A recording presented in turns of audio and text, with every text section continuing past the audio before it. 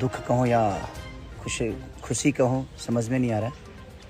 आज हमारे बीच से एक सरस्वती का विसर्जन कहूँ कि ये अच्छा पल कहूँ कि, और आज ही के दिन हमारे बीच से एक सरस्वती का समझिए शरीर गया है।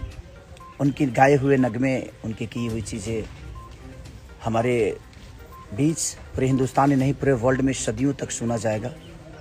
और सदियों तो यही होता है, जब आप अच्छा करते हैं ना तो हर वो चीज़ भगवान के पास पहुंचती ज़रूर है। और ये मैं महसूस किया कि जब आप अच्छा करेंगे तो ये पूरी दुनिया आपको एक आस्था की तरह ही मान लेगी। इसीलिए वो ज़रूरी है। आज मैं दिल्ली में हूँ अपने सिनेमा, हम लोग कल लेट नाइट आए तो हम लेट उठे ही 11, साढ़े 11, 12 बजे उठे। 11 नहीं, कितने बजे सोए थे हम लोग? 12, 1 बज गया, 1-1:30 बज गया था हम लोग को। और हम उठे ही 10, साढ़े 10 बजे करीब में, उठे 10:30 बजे करीब में। और जब देखे न्यूज़ तो अचानक से मेरे मन में